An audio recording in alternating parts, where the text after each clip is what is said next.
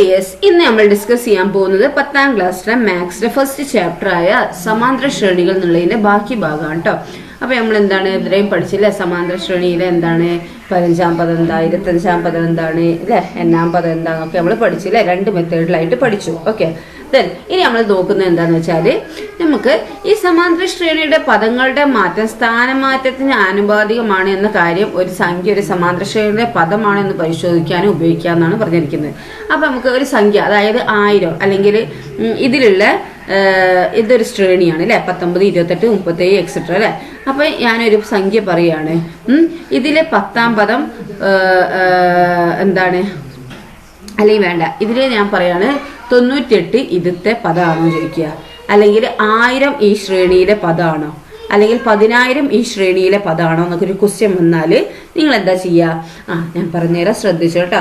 ആദ്യം നമ്മൾ എന്താക്കണം, common difference, അതായത് പൊതുവ്യത്യാസം കണ്ടുപിടിക്കണം. ഓക്കെ, പൊതുവ്യത്യാസം കണ്ടുപിടിച്ചതിന് ശേഷം നിങ്ങൾ ചെയ്യേണ്ടത് എന്താ വെച്ചാൽ, ഏത് പദമാണോ നിങ്ങൾക്ക് തന്നിരിക്കുന്നത്, ഇപ്പൊ 1000 ആണ് ഈ ശ്രേണിയിലെ പദമാണോ എന്ന് ചോദിച്ചില്ലേ, അപ്പൊ ആ 1000ത്തിനെ ആദ്യ പദം ഉണ്ടല്ലോ, ആദ്യ പദം കൊണ്ട് നിങ്ങൾ എന്താക്കുക, കുറയ്ക്കുക. 1000ത്തിനെ ആദ്യ പദം കൊണ്ട് കുറച്ചതിന് ശേഷം കിട്ടുന്ന ഉത്തരത്തിന് എന്താണ്, ആ പൊതുവ്യത്യാസം പൊതുവ്യത്യാസം കൊണ്ട് ഹരിക്കുക. അപ്പൊ ഹരിച്ചിട്ട് നിങ്ങൾക്ക് എന്താണ്, നിങ്ങൾക്ക് ആൻസർ കിട്ടുന്നുണ്ടെങ്കിൽ, പോയിന്റ് ഒന്നും ഇല്ലാതെ നിങ്ങൾക്ക് ആൻസർ കിട്ടുന്നുണ്ടെങ്കിൽ എന്താണ്, ആ പദം എന്താണ്, ഈ ശ്രേണിയിലെ പദമാണെന്ന് പറയാം. ഓക്കെ, തന്നിരിക്കുന്നത്. അപ്പൊ നോക്കിയേ, ഇവിടെ നോക്കിയേ, ഇവിടെ 19, 28, 37 അല്ലേ. ഇതിലെ നമുക്ക് പൊതുവ്യത്യാസം എന്താണ്, 28 നിന്ന് 19 കുറയ്ക്കുക. 28 നിന്ന് 19 കുറച്ചാൽ എത്രയാണ്, 9 ആണ് അല്ലെ. ഇനി നമുക്ക് 1000 അല്ലേ, 1000ത്തിനെ 19നോട് മൈനസ് ചെയ്യുക. കണ്ടോ, 1000ത്തിനെ 19നോട് നമ്മള് മൈനസ് ചെയ്യാണ്. അപ്പൊ നമുക്ക് 981 കിട്ടും.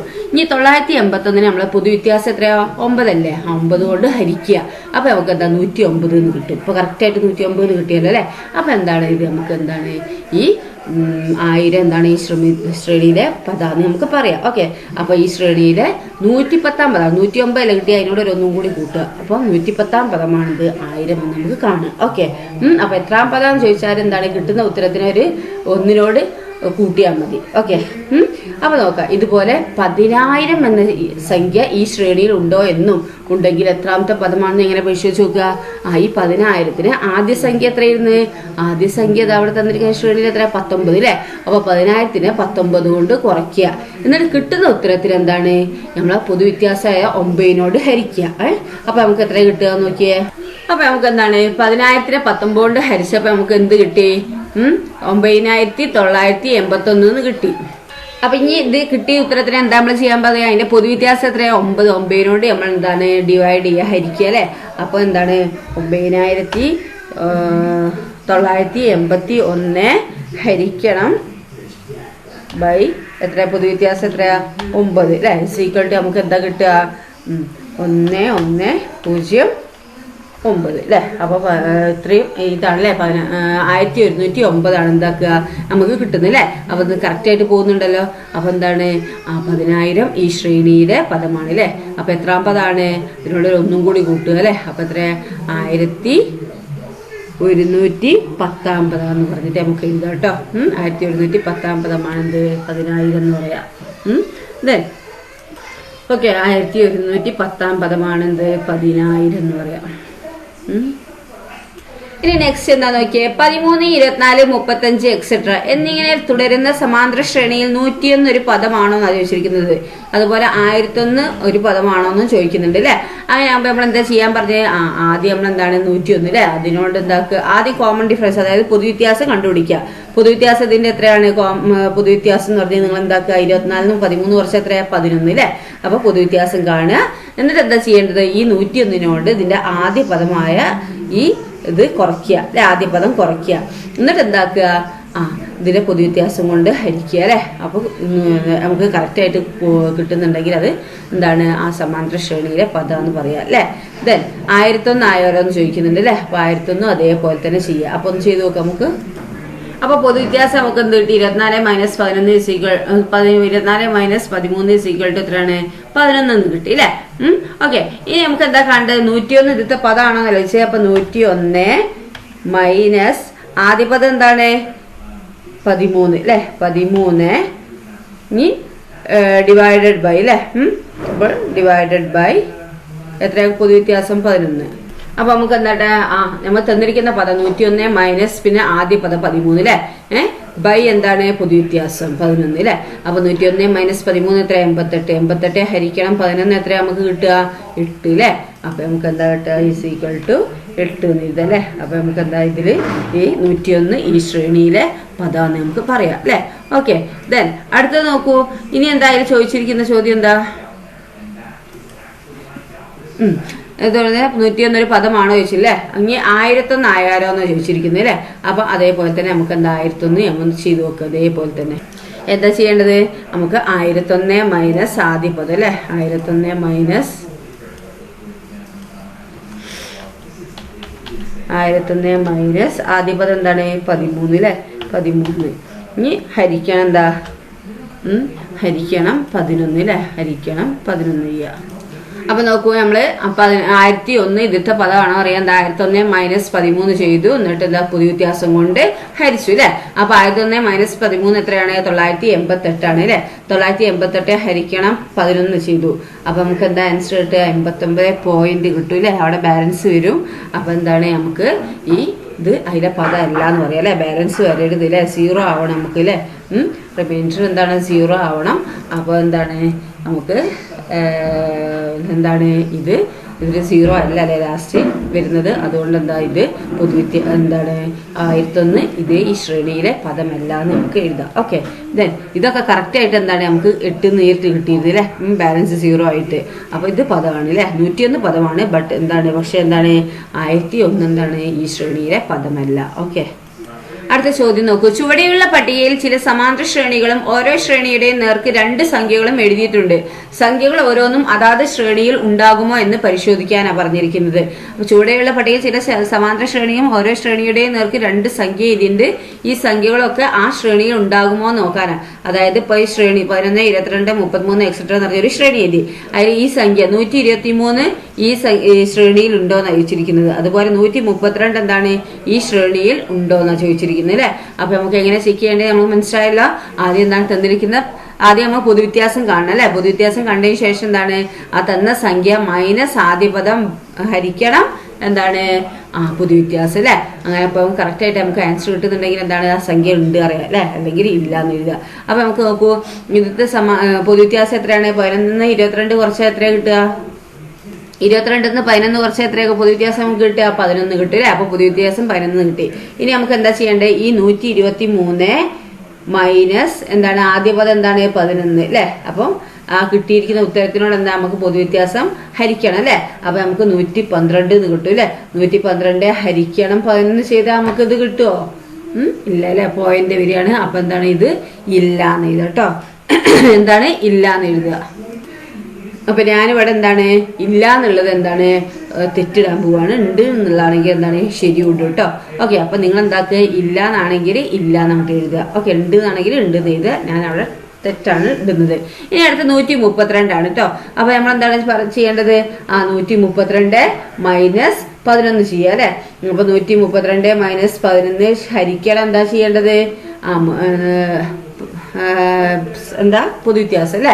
അപ്പൊ നമുക്ക് എന്താണ് പൊതുവ്യത്യാസം കിട്ടുന്നുണ്ടെങ്കിൽ എന്താണ് പൊതുവ്യത്യാസം ചെയ്തതിന് ശേഷം നമുക്ക് അതിന് പോയിന്റ് ഇല്ലാതെയാണ് ആൻസർ കിട്ടുന്നതെങ്കിൽ എന്താണ് ആ ശ്രേണിയിൽ ഉണ്ട് എന്ന് എഴുതാം അല്ലെ. അപ്പൊ 132 11 കുറച്ച് എന്താ കിട്ടുക 121. ഓക്കെ, 121 ഹരിക്കണം പൊതുവ്യത്യാസം 11 ചെയ്ത് നമുക്ക് എന്താ ആൻസർ കിട്ടുക 11 കിട്ടും അല്ലെ. അപ്പൊ നമുക്ക് എന്താണ് ഇത് എന്താണ് ഈ ശ്രേണിയിൽ ഉണ്ട് എന്ന് എഴുതാം അല്ലെ. അപ്പൊ ഉണ്ട് നിങ്ങൾ എഴുതുക കേട്ടോ. ഞാൻ ശരി ഇതാണ്. ഓക്കെ, ഞാൻ അവിടെ ശരിയാണെന്ന്. ദെൻ അടുത്തത് നോക്കൂ, 12 23 അതിന്റെ കൂടുതൽ തന്നെ ഇതിൽ ചോദ്യം വന്നിട്ട് മുകളിലെ പട്ടികയിൽ അതാത് ശ്രേണിയിൽ വരുന്ന സംഖ്യകൾ ശ്രേണിയിലെ എത്രാമത്തെ പദമായിരിക്കും കണ്ടുപിടിക്കാൻ പറഞ്ഞിട്ടുണ്ട് കേട്ടോ. അപ്പൊ ഇതിന് കൂടുതൽ തന്നെ നമ്മൾ കണ്ടുപിടിച്ച് പോവാം. ഓക്കെ, അപ്പൊ നമ്മൾ എന്താണ് ഇത് ഇല്ല എന്ന് പറഞ്ഞില്ലേ. ഇത് 132 എന്താണ് ഉണ്ടെന്നും പറഞ്ഞു. ഓക്കെ, അപ്പൊ എത്രാമത്തെ പദമാണെന്ന് നമുക്ക് നോക്കാം. അപ്പൊ 132 ആദ്യത്തെ പദം കുറച്ച് എന്താ കിട്ടുക 132 മൈനസ് 11 ചെയ്യുക. അപ്പൊ നമുക്ക് 121 കിട്ടും. 121 എന്താണ് നമ്മളെ പൊതുവ്യത്യാസമായ 11 ഹരിക്കുക. അപ്പൊ നമുക്ക് 11 കിട്ടും അല്ലെ. അതാണ് ആൻസർ വരുന്നത്. എത്രാമത്തെ പദമാണിത് 12ാം പദമാണ് കേട്ടത്. ഓക്കെ, ഇത് 12ാം പദം. ഓക്കെ, ഇത് 12ാം പദമാണ്.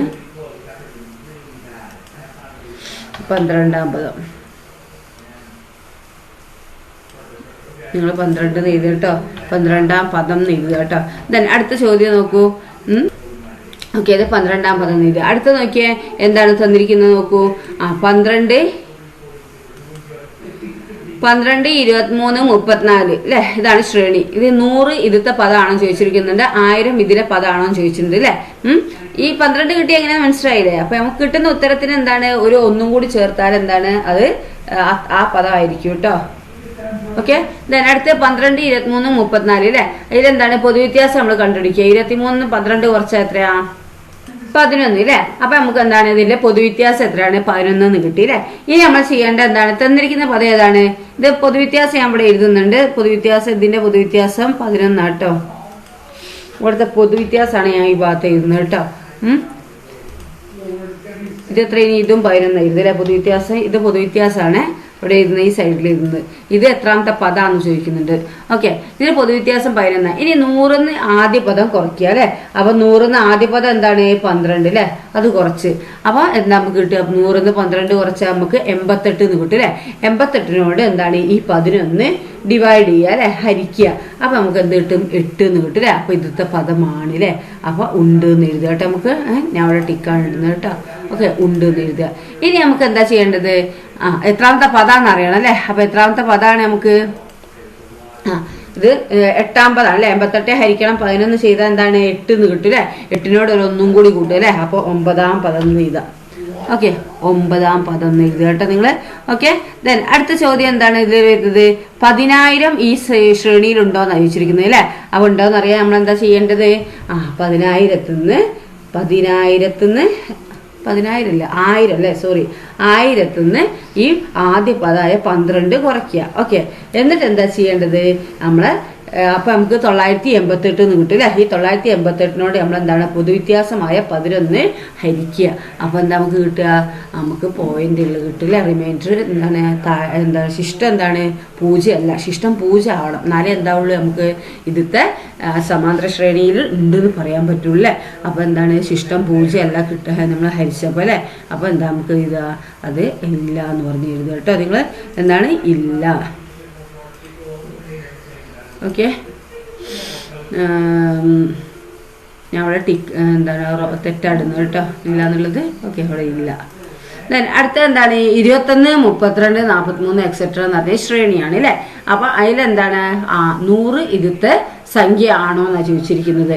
അപ്പൊ നമ്മൾ എന്താ ചെയ്യേണ്ടത്, ആദ്യം നിങ്ങൾ എഴുതിയൊക്കെ കിട്ടുന്ന പോയിന്റ് കേട്ടോ. എന്താ ചെയ്യേണ്ടത്, ആദ്യം പൊതുവ്യത്യാസം കണ്ടുപിടിക്കുക അല്ലെ. പൊതുവ്യത്യാസം എത്രയാണ്, നമുക്ക് പൊതുവ്യത്യാസം കാണാം. 2ാം പദം മൈനസ് ആദ്യ പദം അല്ലെ. അപ്പൊ 32 2ാം പദം. 2ാം പദം മൈനസ് 21 ചെയ്യുക അല്ലെ. 32 മൈനസ് 21 ചെയ്താൽ എന്താ കിട്ടുക, 11 അല്ലെ. ഇതിന്റെ പൊതുവ്യത്യാസം 11 തന്നെയാ അല്ലെ. ഓക്കെ, ദെൻ ഇനി എന്താ ചെയ്യേണ്ടത്, നമുക്ക് 100ന്ന് ആദ്യ പദം കുറയ്ക്കുക അല്ലെ. അപ്പൊ 100ന്ന് ആദ്യ പദം എന്ന് പറഞ്ഞാൽ എത്രയാണ്, 21 ആണ് അല്ലെ. 21 കുറച്ച് നമുക്ക് 79 കിട്ടും അല്ലെ. 79 കിട്ടിയിട്ട് എന്താണ് പൊതുവ്യത്യാസമായ 11നോട് ഹരിച്ചു നോക്ക്. ശിഷ്ടം 0 വരുന്നുണ്ടോ, ഇല്ല അല്ലെ. ശിഷ്ടം 0 അല്ല. അതുകൊണ്ട് എന്താണ് ഇതില് ഈ സമാന്തര ശ്രേണിയിൽ ഇല്ല എന്ന് പറഞ്ഞിരുന്നത് അല്ലെ. ഓക്കെ, ഇതില്ല. 100 ഈ സമാന്തര ശ്രേണിയിലെ സംഖ്യയല്ല. ഇനി എന്താണ് 1000 ആണ് അല്ലെ. അപ്പൊ നമുക്ക് എന്താ ഇനി 1000നോട് അതേപോലെ തന്നെ എന്താണ് 1000 മൈനസ് എന്താണ് ആദ്യ പദമായ എത്ര 21 അല്ലെ.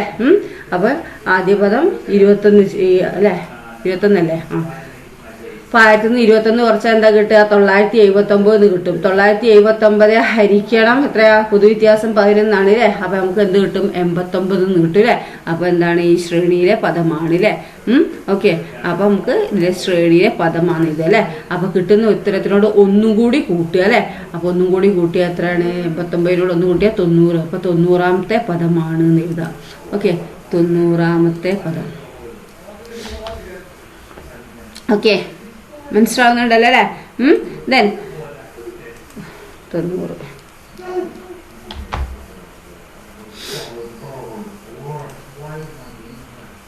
എന്ന് എഴുതുക. 90ാം പദം അല്ലെ. ദെൻ നെക്സ്റ്റ് എന്താണ്, കാല്, അര, മുക്കാല് എക്സെട്ര അല്ലെ. അപ്പൊ ഇതിൽ 3 എന്താണ് ഈ ശ്രേണിയിലെ പദമാണോ എന്ന് വിചാരിക്കുന്നത്. അപ്പൊ അതെന്താക്കണം, നമുക്ക് ആദ്യം നമുക്ക് ഇതിന്റെ പൊതുവ്യത്യാസം കാണണം അല്ലെ. അപ്പൊ അരയിന്ന് കാല് കുറച്ചാൽ എത്രയാണ്, അരയിന്ന് കാല് കുറച്ചാൽ എത്രയാ, കാല് അല്ലെ. 1/4 തന്നെ അല്ലെ. 1/4.